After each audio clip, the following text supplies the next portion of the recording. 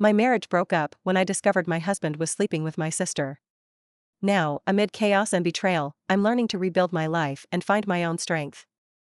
Just 3 months ago, I, F28, was married to the love of my life, Wes, M32, after being with him for 4 years. And today, I'm in the process of divorcing him, and my life and family have completely fallen apart. I have no support from my own family, and the only people I can rely on are my friends, thank God for them, or I'd be a bigger mess than I am now. I don't know why this happened, or what lesson I'm supposed to learn from it. All I know is this is unfair, and I don't know what I did to deserve being stuck in such a horrible situation. I have an older sister, Meg, F34. Meg and I have always had an okay relationship. There's a big age gap between us, so we never really had the chance to form that sisterly bond. I wasn't even a teenager when she left for college out of state. I wouldn't say we hated each other, well, now we do, but as kids, I don't think we hated each other, at least I didn't hate her, but we also weren't the typical close best friend-sister duo. There's no Elsa and Anna going on here. Our parents, too, never forced us to develop a bond. We did things as a family, but both she and I were allowed to be our own people, which was a good thing. Years later, when I went to college, things improved a little between us. I think since we were both adults, we could relate to each other better. I didn't go to the same university as her, and we weren't in the same state, but we still talked more than before, which is why this coming from her was the biggest shock of my life. When I was 24, I met Wes. He was an alumnus of my college and had come for a party. That's where we met, hit it off, and started dating soon after. By year 2 of our relationship, I had introduced him to my family. He popped the question a year ago, and we got married 3 months ago. I had the perfect life, I'm not going to lie. I had a fiancé who loved me, a good job in a field I chose for myself, and Wes was doing well, too. Everything was going great until 3 months ago. Meg, on the other hand, had a more difficult personal life. She got married when she was 25 to a man none of us liked. It was obvious he wasn't good for her, but no matter what we said, she wouldn't budge from her decision. So we let her be, because that's all we could do. It wasn't a happy marriage by any means. He forced, or rather manipulated her into leaving her job, which she did, making her financially dependent on him. My parents and I asked her many times if she was okay with it and told her we'd support her if she wanted to leave, but she always said no and asked us not to meddle. The breaking point for us, or rather me, came when she claimed I was hellbent on destroying her marriage because I had no one of my own. This was 5 years ago, before I met Wes. I knew then there was no point in arguing with her, or trying to make her see sense. She was behaving like a woman who was blind in love by choice, and any help offered was seen as an affront.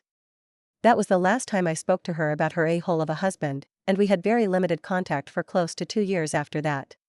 When I was 25 and she was 31, she finally got divorced. I never asked her the reason because I didn't want to meddle, not even a little. She tried to talk to me about it, but I always shut her down.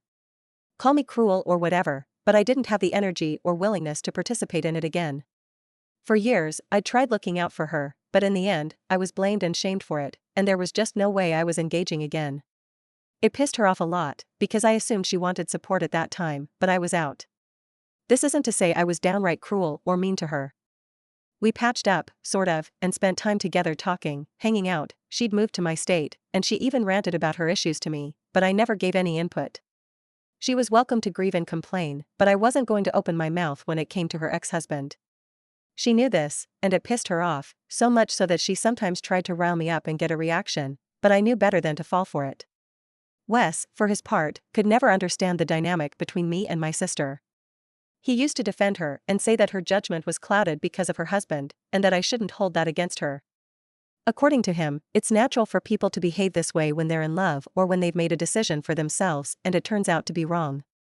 No one likes to admit they screwed up, especially when others told them not to do something. I agree with him on this. No one likes being told, "I told you so." But downright accusing someone of being a homewrecker is vile and disgusting, and I wasn't going to put up with it. And it's hilarious how she accused me of being a homewrecker when she's the one who had an affair with my husband. Anyway, so Wes and Meg had an okay relationship, in the sense that it was as okay as I allowed.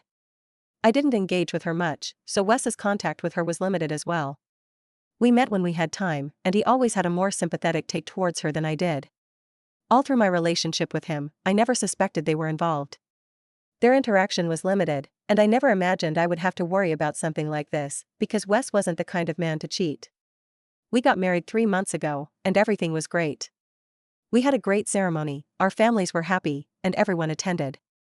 It was wonderful, but we postponed the honeymoon because we wanted to go on the Disneyland cruise. We knew we wouldn't get leave for 2 big vacations. So, right after the wedding, we focused on decorating the house. I had moved in with him, the house is in his name, and things were good for the first couple of weeks. Well, I only got a couple of weeks with him because, about a month ago, my dear sister called me up crying, saying she needed to talk. I didn't have the energy for another one of her sob sessions, and I said the same to Wes, and for a change, he agreed with me. Little did I know what was coming. I told her I was busy, but she kept insisting it was urgent and we needed to meet. I invited her over, and Wes was there too. She looked uncomfortable, and Wes, in hindsight, seemed like he wanted to be anywhere but in that room. She told me she was pregnant, and then started crying. Before I could ask anything, she said Wes was the father. It took me a minute to process what she was saying. I looked at her and Wes, who, to his credit, looked as shocked as I was, and I started laughing. I thought it was some elaborate prank. But Wes wasn't laughing, and Meg was still crying. I turned to Wes, asking what was going on, and he muttered, "You can't be pregnant." I asked what the hell he meant by that, and before he could answer, Meg interrupted and said they'd hooked up a month ago, and she was sure Wes was the father. I swear I couldn't think straight for a minute. I just stared at her like a deer in headlights, and when she didn't say anything else, I looked at Wes. He broke down crying, saying it was a one-time thing, that it meant nothing, and that he never thought she'd get pregnant. As if that was the issue. I told her to leave, and I told Wes to get out too. I couldn't look at them anymore and needed time to process what had happened. Meg looked at me like I was the one who had committed some unforgivable crime. She had the audacity to say that she should be the one staying in the house since she was pregnant, and I was not. It took every ounce of self-control not to slap her right there. I looked at Wes in disbelief, and he told her to leave, which she did. Wes left too, though I don't think they left together, but at this point, who knows? If he could get her pregnant, he sure could leave with her. I think I sat there for hours, unable to think. My mind was just numb. I don't know where the time went, and I had a few calls from Wes during that time, but I had turned off my phone because he was the last person I wanted to talk to. I couldn't believe he had betrayed me like this. This wasn't something I thought he was capable of. I couldn't even process the betrayal from Meg's end because I was still in shock over what my own husband had done. And then I saw a text from her. It essentially said that while she was sorry for what happened, it couldn't be changed. She was pregnant, she knew she was going to keep the baby, and it was in the best interest of the entire family for me to move out so she could move in with Wes, allowing him to take care of her and bond with the baby when it was born. I was appalled at her audacity. I couldn't believe she had the nerve to say this to me after sleeping with my husband. But I also knew I couldn't stay with Wes anymore. Despite my numbness, I knew that from the moment he confirmed it was his child. I couldn't stay with a cheater, and I definitely couldn't stay in such a screwed-up family dynamic. I knew I had to leave. Whether or not she moved in was between Wes and her, but I knew I had to leave. I decided to call my mom and dad to tell them what had happened, but before I got the chance, my mom called me first. She told me Meg had spoken to her, and while it wasn't an ideal situation, I had to understand that this was Meg's last chance to be a mother. I asked Mom if she was serious, and if she understood the gravity of what Meg had done. Mom was quiet for a moment and said I was always welcome to come back home to her and Dad, but Meg was 34, and she deserved to have a family after what happened with her ex-husband. I told Mom there were hundreds of other men Meg could have had a family with, and she couldn't be defending her sleeping with my husband. Mom said she understood I was hurt, but I had to look at the bigger picture. She said maybe it was God's will because Meg got pregnant so easily, and if it was, I had to make way for his plan rather than focus on my own life. I cried for the first time after hearing this from Mom. I couldn't believe she was supporting Meg over me when I was clearly the one who had been wronged. I disconnected the call. I knew there was nothing left for me. In the snap of a finger, my entire family had been taken from me. My husband, my sister, and my parents. I was all alone, and there was nothing I could do to change that. That's when I knew for sure I was moving out and going no contact with all of them. They could all eat crap. This was just too much for me to handle. It's still too much. It's only been about 2 months since I found out, and I hadn't thought they'd drag me into more drama, but here we are. I can't escape them, unfortunately. Anyway, that night, I texted Wes that I still didn't want to see him for a couple of days. He called me back immediately, but I didn't answer. He sent a barrage of texts, apologizing and saying he didn't know what had come over him, but I wasn't in the mood to engage. I called my friend Sarah and briefly told her what was up and that I needed a place to stay until I could figure something out. She told me I could stay as long as I needed. She came over with some wine and pasta, and we ate while I cried and cried like I hadn't cried in years. She stayed with me for 2 whole days, thank God for good friends, and helped me pack my stuff. It was so much easier to deal with things having her around. There were moments when I went completely numb and couldn't get up, and she took charge and got things sorted. Once my stuff was packed and loaded in the car, I called Wes and told him he could come home now. It took him 20 minutes to arrive, and when he did, he couldn't look me in the eye. He said he was sorry and that he was glad I was giving him a chance to talk, and even though he had no justification, he still hoped I'd forgive him. I didn't say anything, just handed him the house keys and got in the car. By the time he realized what had happened, I was already gone with Sarah. I haven't had any contact with him since. He has sent texts, but I haven't responded. I filed for divorce immediately, and while he initially tried to fight it, he eventually stopped. I stayed with Sarah for about 3 weeks, before finding a place of my own. It's a small studio, but it's more than enough for me. Wes is the only one who's still unblocked on my phone, and that's on my lawyer's advice. I've gone no contact with my parents and sister, and I prefer to keep it that way because I don't have the energy for their toxicity anymore. I thought they would get the hint and stay out of my life, but I guess that's not how it's supposed to be, because now, I see Meg on my doorstep. I don't know how she got my address or what she wanted, but there she was, saying she needed to talk. I closed the door in her face, because I didn't want to see her, let alone talk to her. But she didn't leave. She kept banging on my door, and I told her to go away, or I'd call the cops, but she didn't leave. She did stop knocking, but she didn't leave. I found that out the hard way. After about 20 minutes of silence, I assumed she was gone and decided to go out. I got into my car, but what I couldn't see was that she had followed me in her car. I stopped on the way to grab coffee, and she stopped me there. She said I had to talk to her, that I owed it to her. I yanked my arm away and told her I didn't owe her anything, and she could get lost for all I cared. She said she understood I hated her at the moment, but as the auntie to her baby, I had a duty and had already failed to discharge it. I had no idea what she was talking about, and I told her in no uncertain terms that I wasn't her kid's aunt. I'm no aunt to a child from my ex-husband, and I needed to be kept out of this mess. She said if I had warned her about Wes, she wouldn't be in this position, and I wouldn't have had to end my marriage. I didn't know what she was talking about, and I admit, at that point, I should have walked away, but curiosity got the better of me. I asked her what was wrong, and she broke down crying. She said she had no idea Wes would be such a terrible partner and that I had been living with someone like that for so long. She said he didn't help around the house at all. There was no emotional support from his side, and it felt like living with a zombie. She had hoped that as the pregnancy progressed, he would bond with the baby, if not with her, but she said it was worse than being with her ex-husband. He did nothing around the house, no chores, no spending time with her, nothing. He had even told her she shouldn't expect him to be involved with the baby. He said he was willing to keep her and the kid in the house and would handle the finances, but the house and baby were her responsibility. She said she tried dishing it back by not preparing his meals or doing his laundry, but somehow, he managed his own chores and went to work, leaving her feeling helpless. She said if she had known he would be this way, she wouldn't have revealed who the father was and would have raised the kid on her own. But I had led her to believe that he was a wonderful partner, which is why she dropped the bomb, but now her life was worse than before.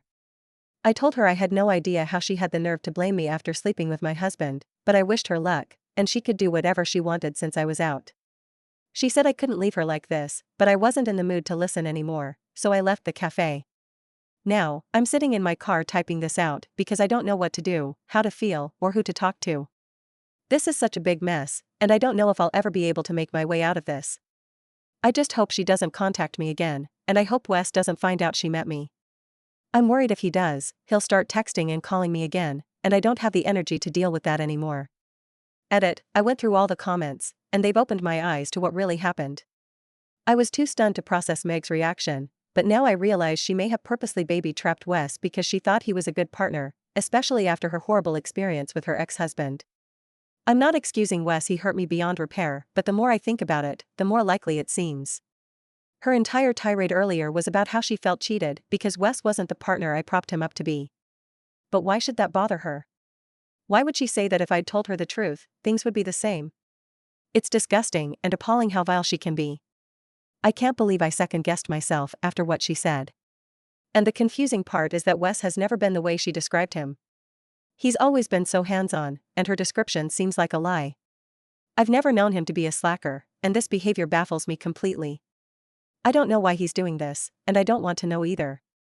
I'm still struggling with the betrayal, and it's been very hard to adjust to this new normal. I don't want more drama at their expense. They can have the mess they've created. I'm out. Update 1, I wasn't out of this. No matter how hard I try, I keep getting pulled back into their chaos. I had no intention of telling Wes about my meeting with Meg, and I had no desire to contact her again. I had left them to their own devices, but Wes showed up at my house. I don't know how they know where I live. I know Sarah hasn't told them, and I haven't had anyone over who would snitch. Maybe they're stalking me from work, or Wes still has access to my location, though I know that's not possible. Anyway, when I opened the door, it looked like I was meeting a ghost. He was a shell of himself. His cheeks were sunken, and he had dark circles as big as craters. If I didn't absolutely hate him, I might have rushed over and hugged him. That was my reflex, if I'm being honest, but I had to control myself. He said he needed to talk to me one last time and wouldn't bother me again. I let him in, and he spoke for about half an hour. He apologized over and over, saying he was disgusted with himself. He told me that Meg came over one day while I was at work, looking for me, and when he told her I wasn't there, she broke down crying. She started off by saying she regretted not having a closer relationship with me and would do anything to fix that. Wes said she asked for his help in making this happen. She was crying a lot, and he said he was consoling her, and one thing led to another. I couldn't control my anger when he said that. I told him there was no justification for what he'd done, and he said he knew he had screwed up and had no excuse.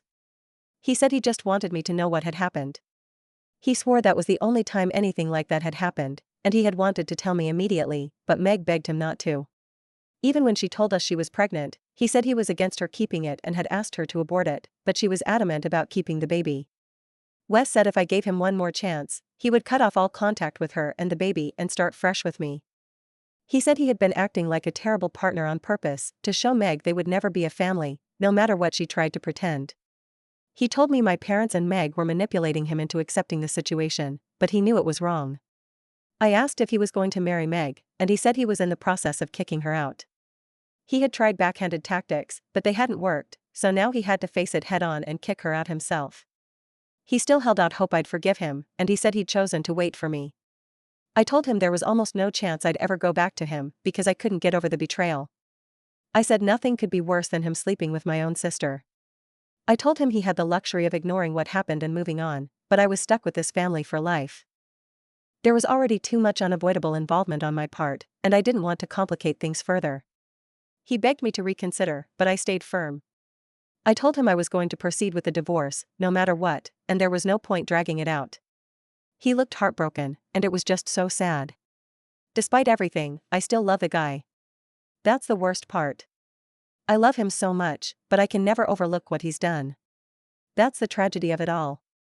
Update 2, for those waiting for a dramatic update, I'm sorry to disappoint you. I've gone completely low contact with Wes, and the divorce will be finalized in a couple of weeks. He's kicked Meg out, and she somehow found a way to blame me for it, but honestly, at this point, I don't even care. My parents tried getting in touch with me to argue Meg's case to Wes. I don't know what kind of stuff they're on to even suggest something like that, but I didn't respond. There's no point talking to people so indifferent to other people's pain that they don't even know what to say. Other than that, life is normal. I mean, as normal as it can be in these circumstances. There are still days when I break down uncontrollably, but overall, I'm doing better. I have my friends, I have my job, and I keep myself busy, and I don't think I should expect any more from myself so soon. I genuinely feel the worst is over, and I know I'll be going no contact with the baby too. I know it's not the baby's fault, but it's best for me to stay as far away from this mess as possible.